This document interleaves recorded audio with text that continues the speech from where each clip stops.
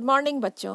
आज हम लोग अपनी हिंदी पुस्तक भाषांजलि का पहला पाठ पढ़ेंगे बच्चों। उसकी उसमें ये कविता है आपके साथ, हम सब सुमन एक उपवन के। इसमें कवि जो हैं वो भारत की गंगा जमुना संस्कृति और तहजीब को बहुत अच्छे ढंग से उन्होंने वर्णन किया है। उन्होंने बताया है कि हमारे देश में हम सभी राष्ट्रीय एकता और अखंडता के साथ रहते हैं।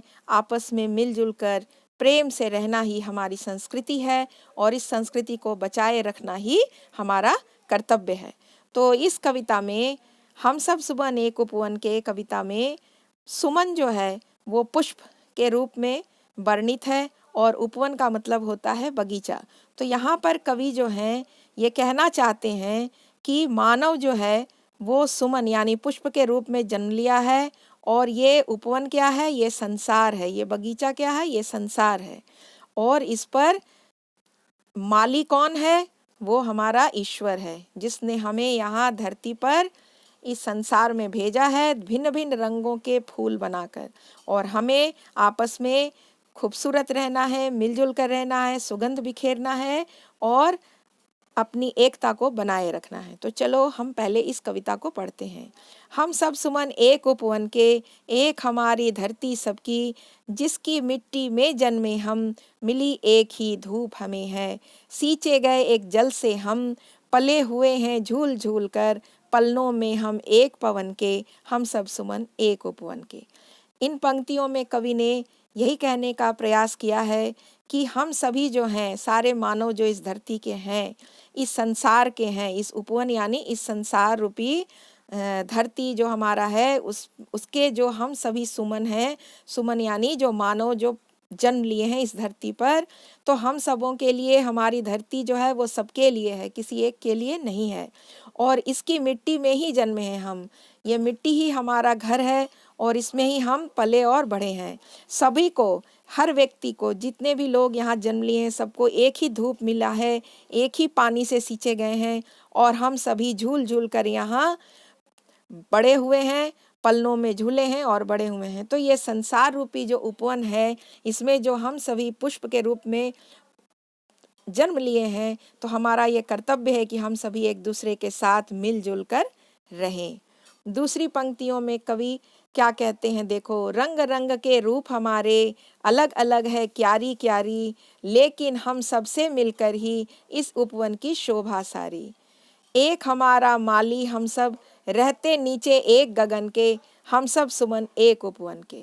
तो उन्होंने कहने का प्रयास किया है कि रंग रंग के रूप हमारे, जितने भी मानव हैं उनका एक जैसा चेहरा नहीं है, एक जैसा रंग नहीं, कोई गोरा है, कोई काला है, कोई सांवला है।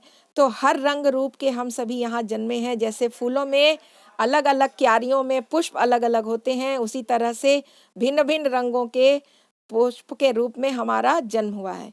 लेकिन हम सब से मिलकर ही इस उपवन की शोभा है, यानी इस संसार की शोभा किससे है? हम सबों से ही है।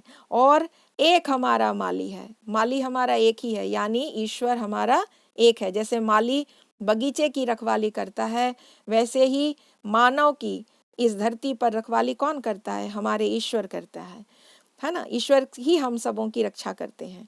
तो एक हमारा माली हम सब, रहते नीचे एक गगन के, एक ही गगन के नीचे हम सभी रहते हैं और हम सब सुमन एक उपवन के, इस उपवन के हम सारे पुष्प हैं।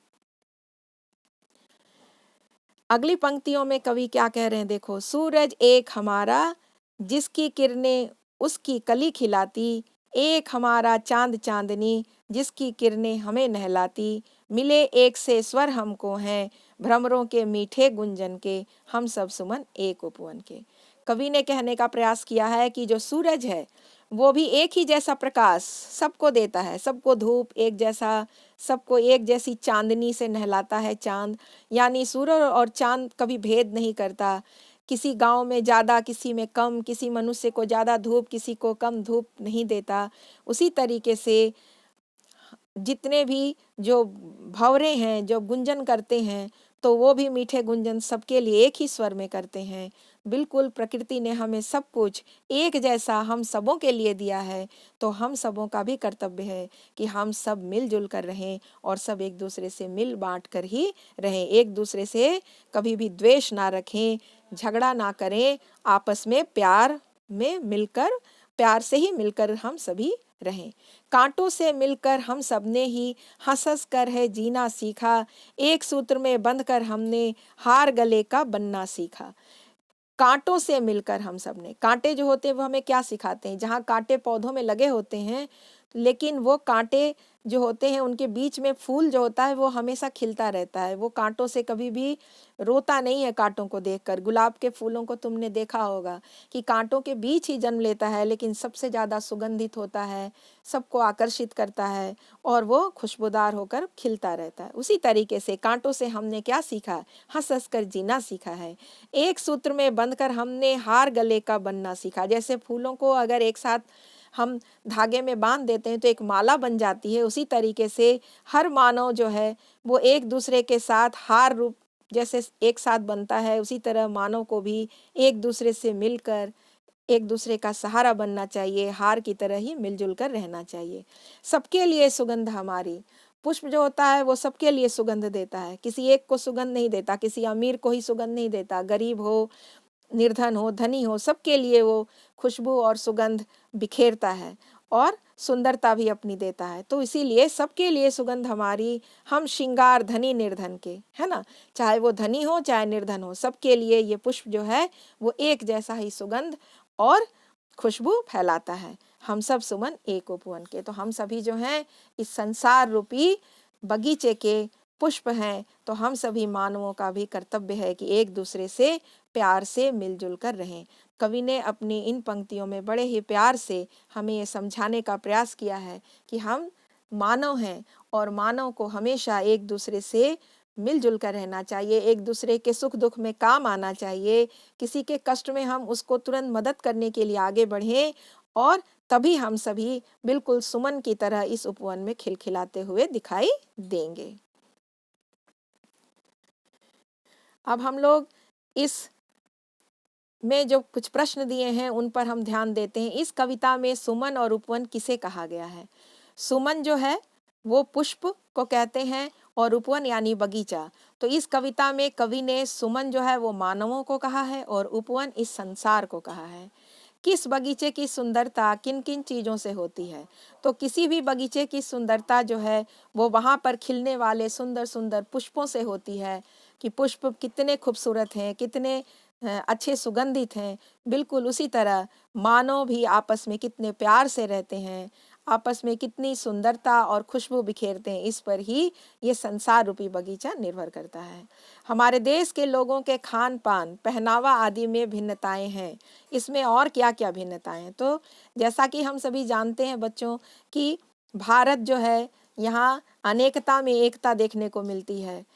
अगर हम बिहार में जाएं तो वहाँ लोग धोती कुर्ता पहनेंगे, पंजाब में जाएंगे तो वहाँ पर लोग सलवार कुर्ता पहनते और पगड़ी बांधे हुए मिल जाएंगे, राजस्थान में जाएंगे तो घाघरा चोली पहने हुए मिल जाएंगे। तो भिन्न भिन्न जगहों के पहनावे अलग अलग हैं और खान पान भी अलग है। बिहार में आप लिट्टी चोखा बहुत प्यार से खाते हो, अगर आप राजस्थान जाओगे तो तुम्हें दाल बाटी चूरमा खाने को मिलेगा, है ना। तो हर जगह का खाना भी अलग अलग है। अगर हम साउथ में चले जाएं तो वहाँ पर आपको इडली डोसा मिलेगा। तो इस तरीके से हर जगह का खान पान पहनावा अलग अलग है। और क्या भिन्नताएं हैं? हमारे बोली भी अलग अलग है, भाषाएं भी अलग है, कहीं तमिल बोलते हैं, कहीं तेलुगु बोलते हैं, कहीं हिंदी बोलते हैं, कहीं मगही बोलते हैं, कहीं भोजपुरी बोलते हैं। तो भिन्नताएं हमारे में बहुत हैं, लेकिन फिर भी हम सभी एक हैं, क्योंकि हम सभी हिंदुस्तानी पहले हैं, है ना।